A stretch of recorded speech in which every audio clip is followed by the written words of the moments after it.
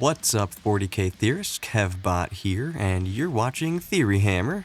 Welcome to the channel, and today we're going to take a look at this new demon detachment called the Shadow Legion. I want to go over it today with you fine viewers. So if you guys like the video, thunderhammer that like and subscribe button, thunderhammer Nurgle's bell, check out the other videos that we have on the channel, leave some comments, do all the stuff. And then check out our second channel linked in the description, and let's just get right into this detachment. Okay, so there's a lot of words here, and we're just going to start from the top. Thralls of the First Prince. When mustering your army, you cannot include a demon prince with wings, or epic hero, except for Be'lakor, and you can include the following Heretic Astartes units: Chaos Lord and Terminator armor, Chaos Lord with jump pack, Chaos Terminators, Chosen, Damned units, any damned units, interesting, Dark Apostle, Havoc's Legionaries, Master of Possession, Possessed, Raptors, Sorcerers and Terminator armors, and then Warp Talons. Okay, the combined points value of such units depends on your battle size, as shown below. So for a strike force, it's going to be 1,000 points. So you can have half of your army be demons and have the other half be your Heretic Astartes stuff. And then we have some keyword updates. Be'lakor and Heretic Astartes units from your army gain the Shadow Legion and Undivided keywords. Legiones Demonica units from your army gain the Shadow Legion keyword. Okay. Then we get to the spicy stuff, because the spicy stuff's, it's pretty spicy. First Prince of Chaos. If your army faction is Legiones Demonica, God, I hate it so much. Just say demons, bro. You can use the Shadow Legion's detachment rule. It is a lot more official though. Legiones Demonica. First Prince of Chaos. Units from your army have the relevant abilities presented below. And this is what we're going to break down more a little bit later and kind of go over which units benefit the most from these different things. The first thing we have is Murderer's Cowl. Wow, I fucked that up, didn't I? Murderer's Cowl. This is for Khorne units. So, Shadow Legion Khorne units only. This unit is eligible to shoot and declare a charge in a turn in which it advanced. Okay. Right off the bat, our first instinct is we think of things like Blood Crushers and we think of things like Bloodletters. Those love being able to advance and charge, right? We're going to get to some other stuff later, though. Then we have Penumbral Puppetry, Shadow Legion Tzeentch model only. Each time an attack targets this unit, subtract 1 from the hit roll. So now all of your Tzeentch demons are -1 to be hit. Awesome. Ridiculously good. So Gloamrot is our next one. Shadow Legion Nurgle units only. Each time an attack targets this unit, if the strength characteristic of the attack is greater than this unit's toughness characteristic, subtract 1 from the wound roll. Okay, so this is the ability that my Einhir Terminator guys get if they have a character attached. So your Nurgle stuff just has it all the time now. Pretty good. Pretty fucking good. Shadow's Caress is going to be the one for Slaanesh. Shadow Legion Slaanesh units only. Enemy units cannot fire Overwatch at this unit, basically. Definitely the worst one, for sure. But it is pretty useful if you want to take a bunch of Slaanesh stuff, even though it just got worse. Your ability is kind of poopy here, but that's what you get. Then you have the Disciples of Be'lakor. So this is for Be'lakor and all of your Heretic Astartes stuff. Shadow Legion Undivided units only.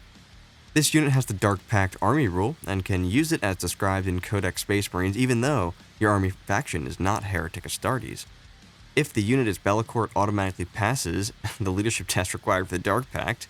And then Shadow Legion Heretic Astartes models in this unit have the Deep Strike ability, so it gives all of your stuff Deep Strike too. So you gain Dark Pacts and Deep Strike. Okay. Nonsensical craziness going on here. So we're going to come back to this in a moment, but first we're going to go over the enhancements and kind of break them down. The first one that we have is Leaping Shadows for 15 points. Any Shadow Legion model can take this. Models in the Bears unit have the Scout 9-inch ability. Right. So this is silly. You can give this to greater demons. So you can have a Bloodthirster scouting 9 inches, if you really want to do that. You could have Bloodletter squads, scouting 9 inches. You could have Blood Crushers, scouting 9 inches. They then get to advance and charge. they're gonna charge on turn 1. And you're gonna just take a bunch of damage from them. Because there's some other nonsense that you can combine, which we'll get to, which makes things hit pretty damn hard. Let's just put it that way. So the first one that we got, 15 points, Scout 9 inches. Yeah, so it's just really, really good. Right off the bat, the detachment itself is very strong. And the first enhancement is undercosted and also really strong. It should probably be like 20 points, just because it's 9 inches and it gives it to the whole fucking squad. Like, that's very, very good. Okay, so let's just move on to the next one. This is the Mantle of Gloom. 20 points, Shadow Legion model only. While an enemy unit is within engagement range of the bearer's unit, subtract 1 from the objective control characteristic of models in that enemy unit. This is also really fucking good. This makes, I mean, I don't have to really explain it, but like, if you take this on like a big unit that's really durable, something like a Great Unclean One or something like that, yeah, you can just make it so that things that are in combat with it just don't have OC, and I think that those are OC 5 or something like that. And this is not minimum of 0, by the way. Your OC's 1, now it's 0. The only thing that can kind of get away is going to be battle line things that are OC 2, and even then, against, so if you're like a 5-man unit of Space Marines that are OC 2, well, now they're OC 5, because a total of OC 5, and the Great Unclean One, I think, is OC 5. And if it's not, then ignore everything I'm saying, but either way, just reducing the OC, pretty good. But for 20 points, it's right about where it needs to be, probably, because not a lot of your units are going to be all that durable. Most of your stuff's going to be able to get taken out pretty quickly. We then have Fade to Darkness. How the fuck is this 15 points, bro? This is the most insane enhancement ever. Shadow Legion model only. At the end of the fight phase, if the bearer's unit destroyed 1 or more enemy units this phase and is not within engagement range of 1 or more enemy units, you can remove the bearer's unit from the battlefield and place it into strategic reserve. So yeah, this goes on one thing and one thing only. This goes on a Bloodthirster. 15 fucking points to make your Bloodthirster impossible to interact with. Like, what the fuck? So basically what you do here, you put this on a Bloodthirster. He can now advance and charge. So he moves up 12, and he advances extra inches. He then charges something. And as long as that something, as long as his base ends up 6 inches further away, like over 6 inches away from other units, then he's gonna kill what he charged. We'll get to why. Some of these units can just do an insane amount. Dude, his sweep attack is hilarious with some buffs. Anyway, he charges in. He kills something like for sure. He's not within engagement range, and then he hops up. He then rapid ingresses in your turn, and then does it again, and then again, and then again for 5 fucking turns. So that's what this that's what this enhancement basically boils down to, is you're always going to take this on a Bloodthirster, and you're always going to jump up and down and rapid ingress it. And if you're smart, you're going to make sure that whatever that Bloodthirster is charging isn't within 6 inches of any other units. This is insane. I don't know how else to describe this. This is just a busted fucking enhancement. It should be like 100 points, okay? It should be 500 points. It's so ridiculous because you're only going to put it, like, you're not going to put this on I don't even know. Like, you're going to put this on something that's going to kill what it's going to be in combat with, and then that thing is going to go up into the air, and then it's going to rapid ingress. Maybe it doesn't have to be a Bloodthirster, but it's probably a Bloodthirster 99.9% of the time, and holy fucking shit, makes the Bloodthirster impossible to interact with. So yeah, you just get to kill 5 units for free with a Bloodthirster with this. So that's what that does. And then we have the Malice Made Manifest for 25 points. Shadow Legion model only. At the start of the fight phase, select an enemy unit within engagement range of the bearer's unit and roll a d6. On a 2 to 5, suffer d3 mortal wounds. On a 6, suffer 3. So, like, what?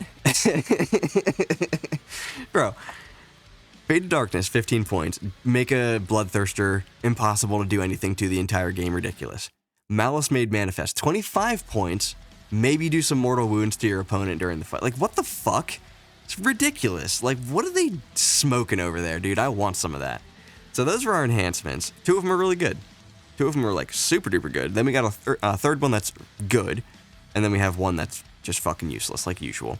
Then we have our stratagems here, and these are all pretty cool, except for the Nurgle one because it's 2 CP, but we'll get to that in a second. The first one up here, we'll just go from the top, is Spiteful Demise. So basically the way this works, you do it in any phase, just after a Shadow Legion unit from your army is destroyed, you target that Shadow Legion unit, and you can use this stratagem on them even though they're dead. You roll a d6 for each enemy unit that is within engagement range of the last model in your unit, adding 2 if they're a Slaanesh model. On a 4 to 5, the enemy unit suffers d3 mortal wounds. On a 6, they suffer 3.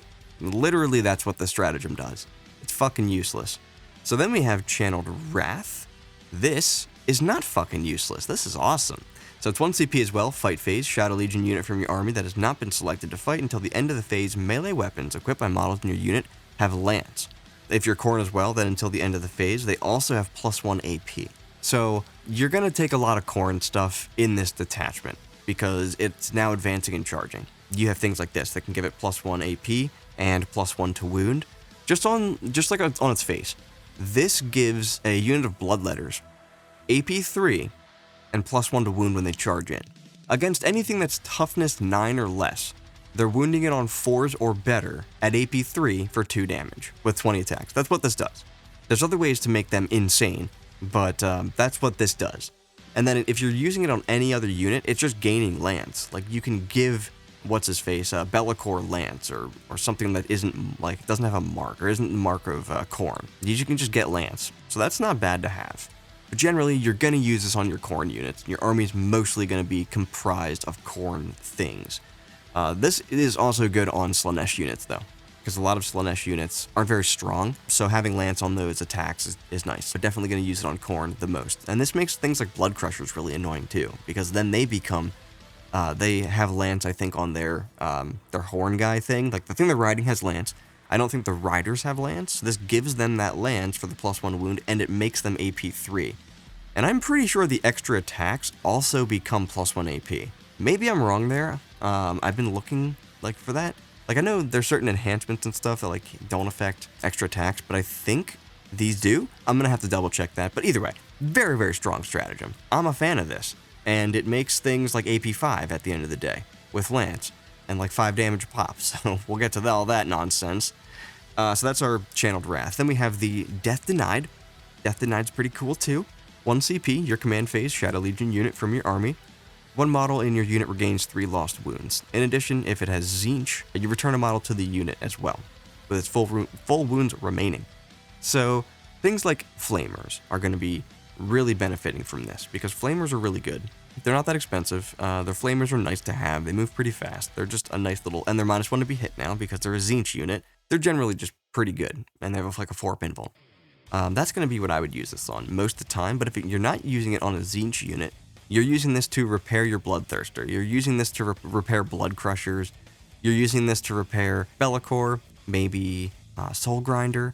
There's a lot of things that you can use 3 extra wounds on that can potentially make something go from hitting on 4s or 3s, depending on what you're targeting, to back to hitting on 2s and 3s. And it makes it harder to kill. It's just good.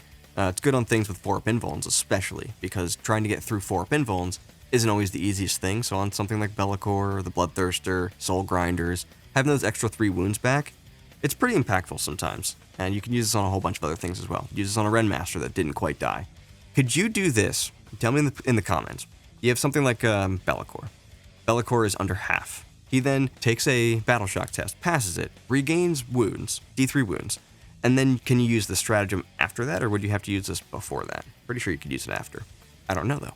So let me know down below. So you can regain a bunch of fucking wounds. Cool. Encroaching Darkness. 1 CP, your shooting phase, Shadow Legion Heretic Astartes unit, and a Shadow Legion Demonica unit from your army.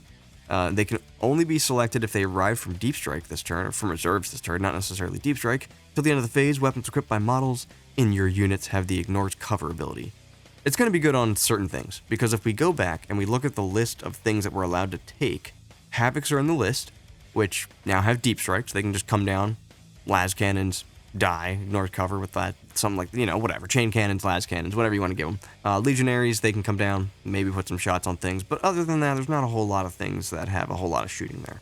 Basically, this is best on Havocs. And then for your demon units, I guess something like Pink Horrors, maybe Flamers, not Flamers, like Exalted Flamers, are they even a thing anymore? Not sure what really wants that off the top of my head, to be honest, so let me know, I guess, down below. Shade Path is the next one. 2 CP. We can pretty much just fucking skip this.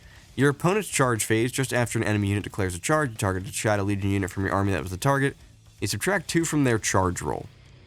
For 2 CP, minus 2 to charge? It's fucking garbage, bro. If it's a Nurgle unit that's being charged, that enemy unit takes a Battle Shock test as well. Not great. Not great. But if you happen to have a bunch of free CP, you can totally use that if you really want to. We then have Binding Shadows. This is also super good, and one of the reasons why this detachment is outrageous. The end of your opponent's fight phase is when you use this. Up to 1 Shadow Legion Heretic Astartes unit from your army and 1 Shadow Legion Demonica unit from your army are the targets. You can only select units that are not within engagement range of 1 or more enemy units. You remove those units from the battlefield and place them into strategic reserve. So you have a way to uppy downy things now. And you're going to have units that uppy downy already, like Hounds, because Hounds do that now. We're also going to have to cover some changes to certain units that I didn't cover in my Balanced Data Slate video. Things like Nurglings, because they changed. Things like the dogs, the Flesh Hounds. So we're going to go over that kind of stuff, I guess, now. Let's just do it now. Do we want to make any more comments here about the Binding Shadows? Not really. It's just really, really good. You just pick things up, put them back into strategic reserve, and that's just nice to have, you know? Especially for an army that has a bunch of deep striking units and some stuff that can just kind of come up and then rapid ingress the next turn if you have the CP for it. That's pretty fucking good. Stratagems, good enough. There's 3 that are kind of useless. There are 3 that are super, super useful. Overall, pretty good on the stratagem front there. So let's just kind of circle back to the detachment rule itself here and just go down each one and kind of discuss which units are good here. And then I'll get like a little deeper when necessary. So the first one that we have, Murderer's Cowl. Shadow Legion Khorne units only, they gain advance and shoot and charge. So overall, we like to have advance and shoot and charge on several units, specifically Bloodletters. Bloodletters like being able to advance and charge. Then we have Blood Crushers. Those really like being able to advance and charge. Rendmasters, really good and advancing and charging now. And then we have the Flesh Hounds. They are moving 12 already, and now they're advancing and charging. And normally you wouldn't want to throw things like those into combat, but they're very, very good, especially with Rendmasters. You can give them the strat for +1 AP and now Lance, so they can become 2 damage or more. So let's just go over that. So our whole army now basically has advance and charge. We have Blood Crushers, we have Rendmasters, Bloodletters, all this crazy stuff. Bloodthirsters, we have all this stuff that can charge now. After advancing, Rendmasters allow you to pick a unit that they can see within 18 inches during the fight phase, and anything that's attacking that unit that's Khorne, it gets +1 strength, AP, and damage. So a unit of Flesh Hounds can roll in there at strength 6, AP 2, and then flat 2 damage. If you give them the stratagem, now they're strength 6, AP 3 with Lance, flat 2 damage. And so now a unit of Flesh Hounds can actually do a ton of damage to stuff. If you have 2 of these things, that unit of dogs becomes strength 7, AP 4. So now it's wounding anything on at least 4s, because it's +1 to wound. Strength 7, AP 4, flat 3 damage with 30 attacks. If you have a Bloodthirster nearby, so he flies up with your dogs, with your hounds. I keep calling them dogs. He flies up with your hounds. He's within 6 inches of your hounds. The hounds are now hitting on 2s.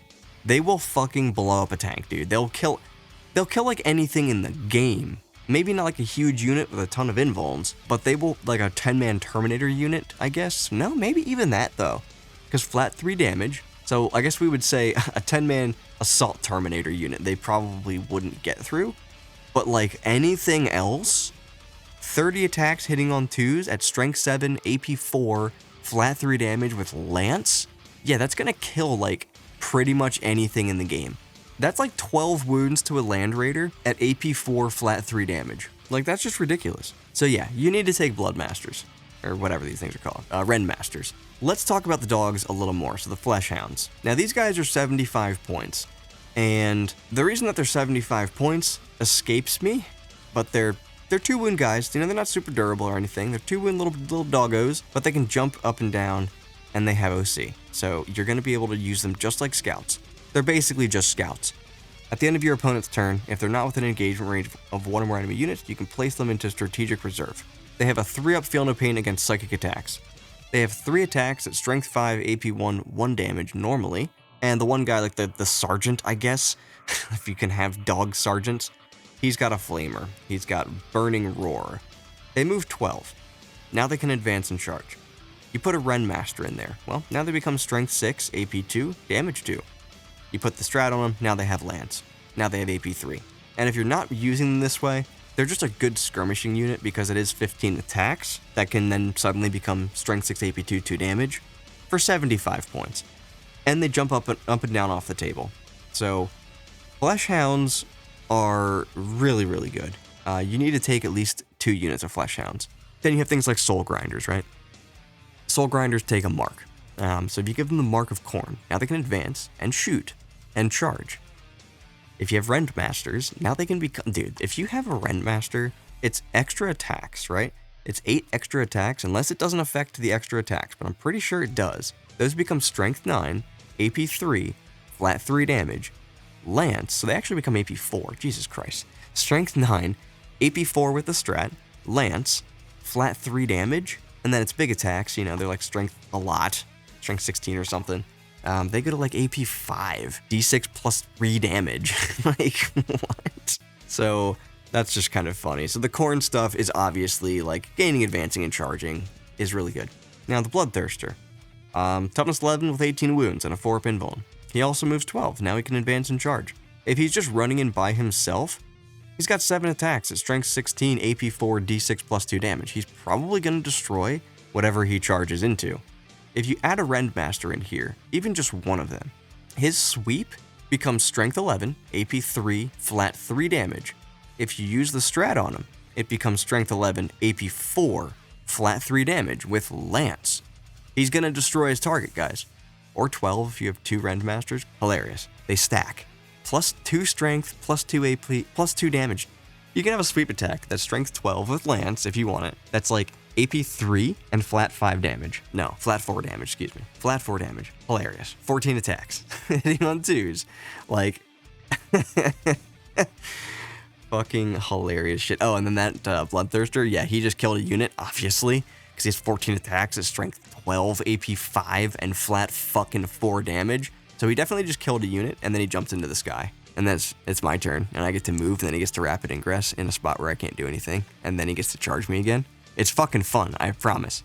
And the Renmaster himself, like, I kind of didn't even mention this, but like, he moves 8, he can advance and charge, so he can also get to places and fuck things up by himself.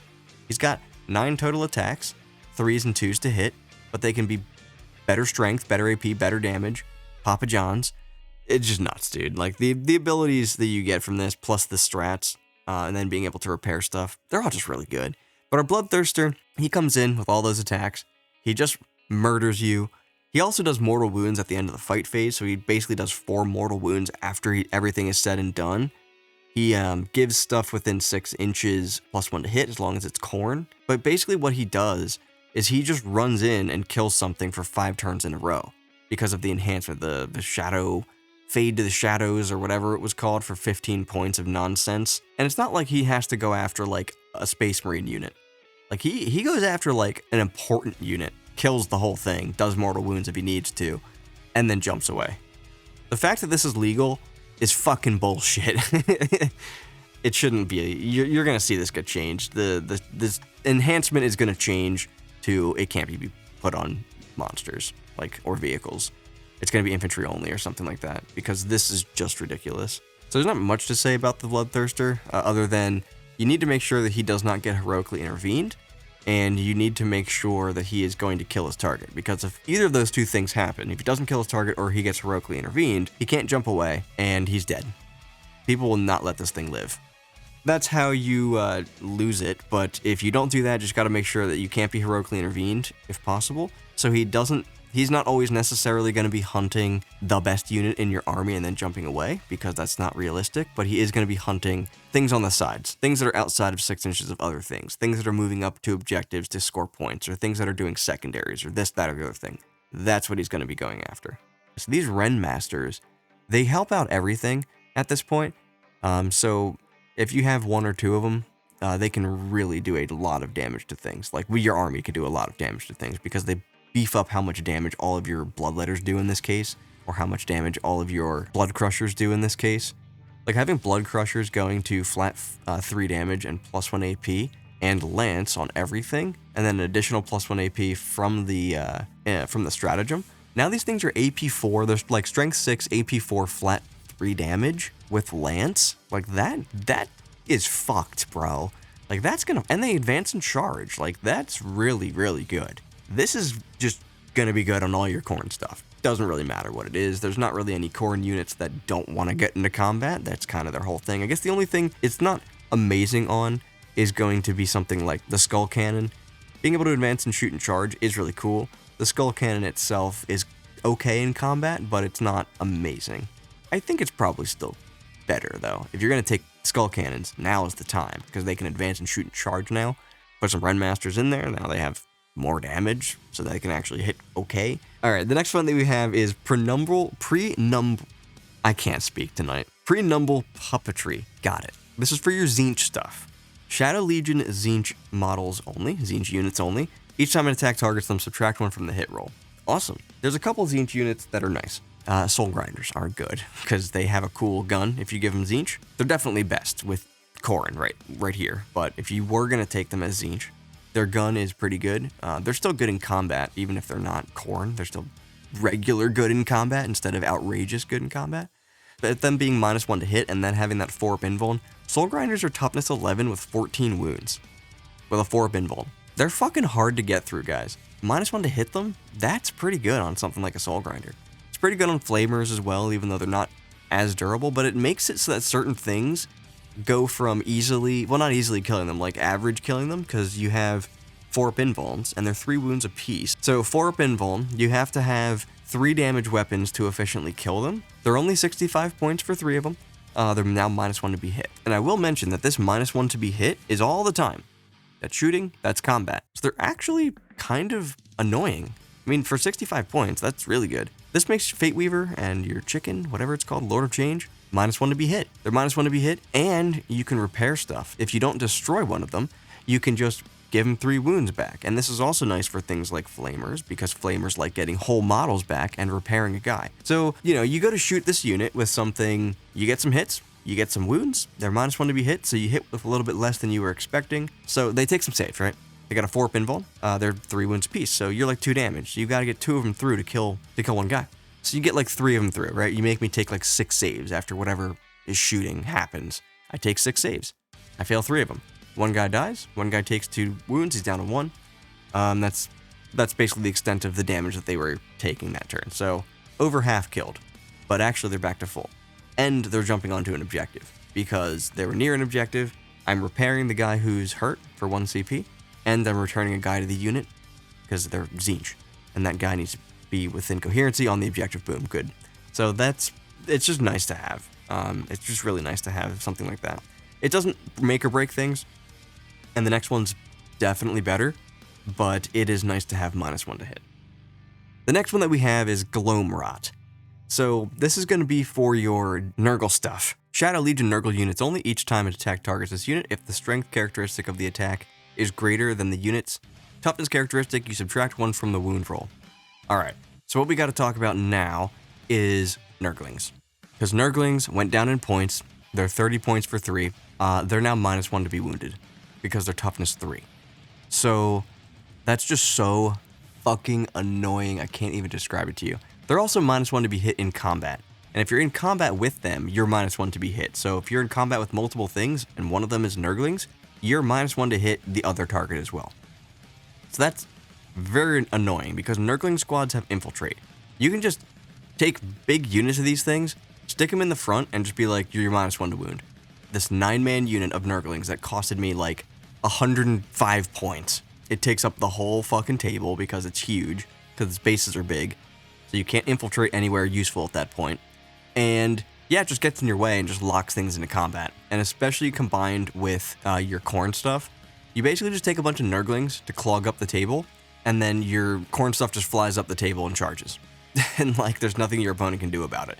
because you're just hiding behind terrain and there's Nurglings and stuff in your way that you can't move around that are like in combat with you, so they force you to like go backward, or they just surround you and they make you take desperate escape tests and stuff. Like and you don't really want to be going forward unless you're a combat specific army like World Eaters or something. You don't necessarily want to be going into the stuff that's charging you, but you kind of have to in order to like play the game. So yeah, just Nurglings specifically with this are really fucking annoying. But now they're -1 to be hit and to be wounded in combat. Nothing efficiently kills Nurglings. Like, you can shoot a Vindicator at a 6-man Nurgling unit and expect it not to die. It's 60 fucking points. So I think I actually had the wrong points cost earlier. I don't know why I said 105.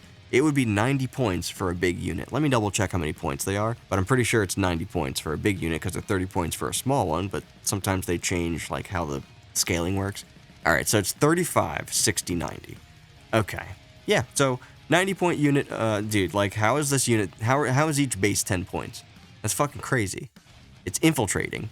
It's impossible to kill. Not impossible. It's durable as fuck for 10 points. It's got 4 fucking wounds. They have lethal hits, which actually, they do cause damage in large numbers. Like, they were doing like 2 wounds to tanks and stuff, like every combat. And then you have things like the Beast of Nurgle.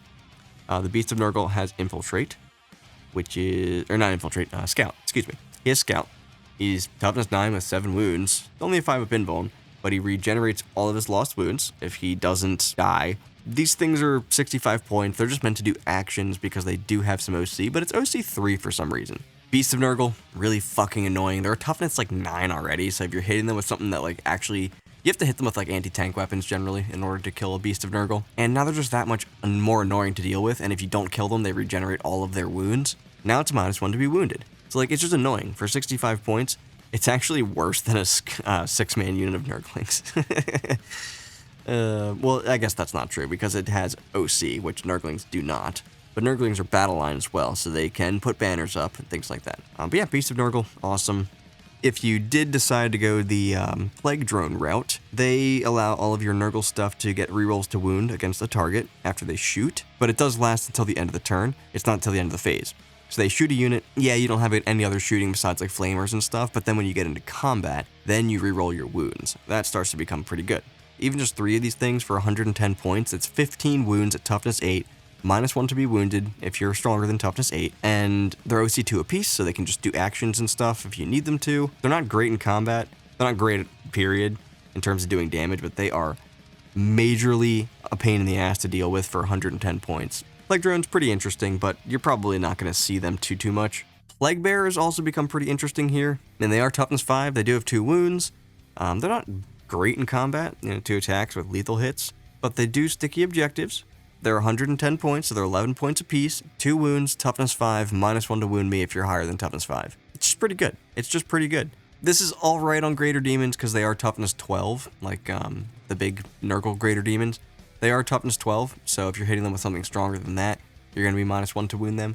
Most of the time, things are going to be wounding them on 4s anyway, though. So things will be like +1 to wound against them and stuff like that. Not huge on something with a big toughness, but on things with lower toughnesses, they're just annoying. And it just brings the army together in a way that's, like I said, you just take these Nurglings and then you take Khorne stuff, and it's a really good dichotomy of how the units interact with each other because the Nurgle stuff can infiltrate up if you're just taking Nurglings, and it just gets in the fucking way.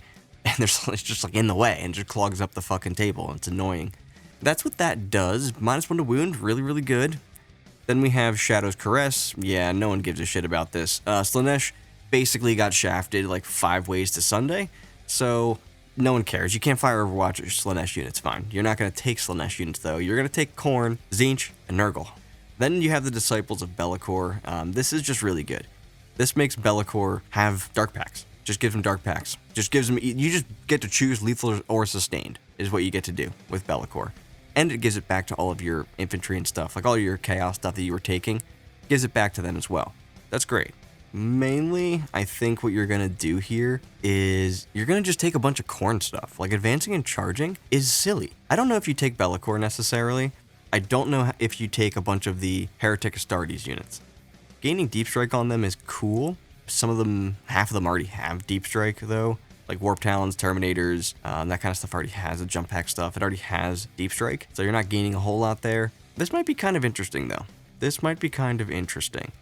I don't think you really need to take the Heretic Astartes stuff, though. I don't think you need to. Maybe take some Havocs. I don't know how they fit into the list, to be completely honest, but you could also just take Soul Grinders, and Soul Grinders aren't a great shooting unit, but they are a shooting unit that has a pretty beefy profile, and they can now advance and charge and shoot. So I just don't think you need a whole lot of Chaos Space Marine stuff in this. I think you just need a ton of Khorne things, a ton of Nurglings, and like Flamers, and that's pretty much it. So I'm going to focus a little bit more on how the Khorne stuff works, which I don't think I've done a Tactica on the Demon stuff because there's a lot of stuff in there and they're not really that interesting to me, to be honest, but this detachment specifically is nuts. And so that's kind of putting it all together. Like, you're going to want to take dogs, the Fleshhounds, Bloodletters, Bloodthirster, and then other stuff. Maybe you want to take a bunch of Soul Grinders, maybe you want to take a bunch of the Blood Crushers. I don't really care, they're both great. You're going to take Flamers as well, and then you're going to take a bunch of Nurglings, and they're going to clog up the table. You're going to be able to move up the table because your Nurglings are in the way, absorbing all this damage. Your opponent has to deal with them because they're getting into combat with things and all this other bullshit, and they're just in the way. As that's taking place, all your other stuff has an opportunity to move up and stage for the next turn. Then you advance and charge, and you just kind of roll through people, basically. You've got this stupid Bloodthirster that flies up, advances and charges from turn 1, knocks out a unit, jumps into the sky. He's doing his cycle of rapid ingress kill stuff, jump into the sky every turn. It's pretty nuts, guys. It's pretty fucking nuts. I had to play against it yesterday. I lost by 2 points. I got completely shafted on secondaries, so on turns 1 and 2.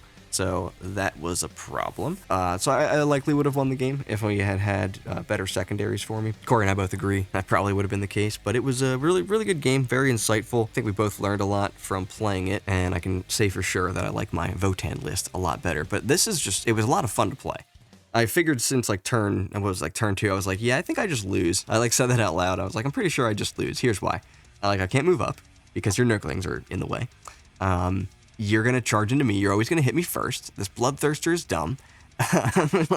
All these things are a problem.